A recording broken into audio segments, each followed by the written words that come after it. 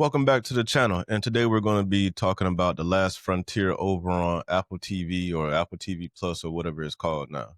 But before we do, if you could kindly hit that like and subscribe and maybe even that little bell over there, and we will get started right now.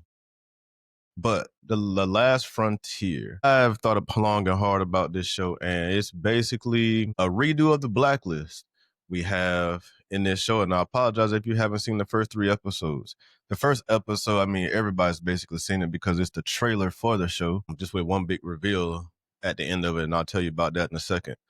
But this show is basically the Blacklist. In the Blacklist, we had Reddington. In this show, we have Levi Russell, aka Havelock. In the Blacklist, we had Elizabeth King. In this show, we have Frank. We had their families who are always potential collateral damage. In this show, the big secret, or what we're after, at least in season 1, is Archive 6, which, just like the Blacklist, of the Cabal had the Fulcrum. And that's basically, a blackmail file of all the dirty deeds that all the agencies have done. But in the Blacklist case, it was the FBI. Here we are in the Last Frontier, and the agency this time is, the CIA.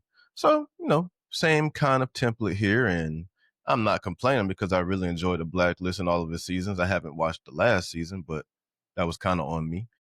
But, this show basically, maybe it just picks up where the Blacklist leaves off.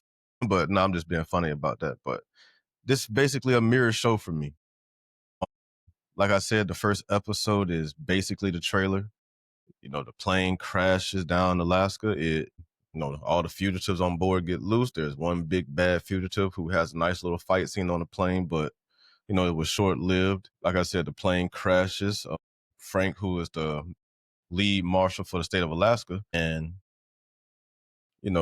he goes out, calls his team, they go to investigate, they get ambushed, boom boom boom, they have a fight shooting scene, and Havelock is already gone by this point. But outside of that, that's basically the entire first episode, which we all saw in the trailer. If you saw the trailer for it, which I guess would make you interested in watching this in the first place. But the whole big reveal at the end of the first episode is that they thought they got Havelock, but they didn't. And then they revealed that Frank was talking to him at one point in time, and that he ends up kidnapping Frank's wife. You know. Then in episode 2, it basically just picks up right after that, where now they're on a search for Frank's wife, and the CIA, who she shows up in episode 1, Agent Schofield. She has her secrets too, and her secret ties to Havelock, just like Elizabeth King had her secret ties to Reddington. So, and I know I didn't mention Schofield at first, but Schofield to Havelock is what Elizabeth King was to Reddington. But the only difference in this show, which kind of gets revealed in episode 3, is that instead of being father-daughter-ish or whatnot, they're husband and wife. So that does kind of add to the mystery of the show, but it also throws in a little weird wrinkle as well, because this show so far has opened up plot lines and closed them very quickly. Because like I said, in episode 2, we pick up right after episode 1 where Frank's wife is kidnapped, but in episode by the beginning of episode 3, we have rescued her, and then we're on to basically his next family tragedy, which is now his son is missing, who's also been kidnapped. And that's basically where episode 4 is going to pick up at. But just like in the Blacklist, this show is basically criminal has something on the agency. The agency is going to reluctantly kind of help the criminal in some way.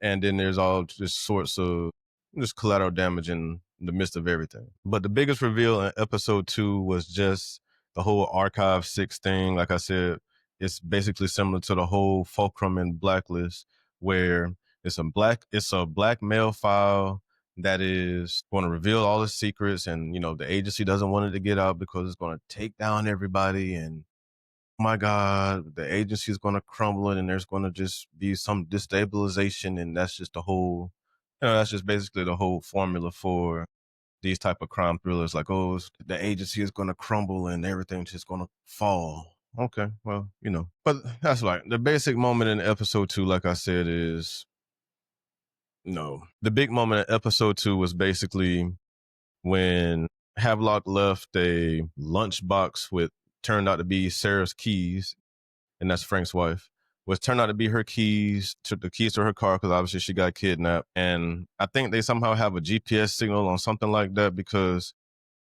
basically going into episode 3, they quickly find her, and, she has a one-on-one with Schofield and they fill each other out. And then through episode 3, it's revealed that now Frank has a secret, and it sort of sounds like maybe his daughter died or he had a daughter. I kind of missed that a little along the way, but Frank's daughter died, or somebody that was close to Frank died, but it seems like maybe he killed the person that, I'm sorry, I can't say that.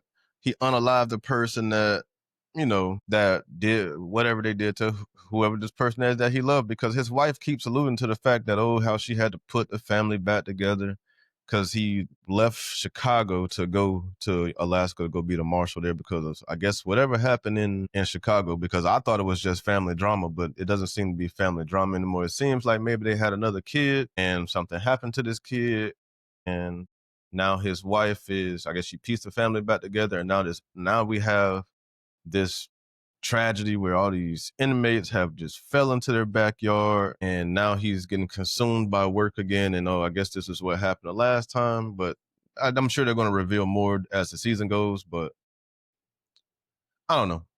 Like I said, they open and close storylines very quickly.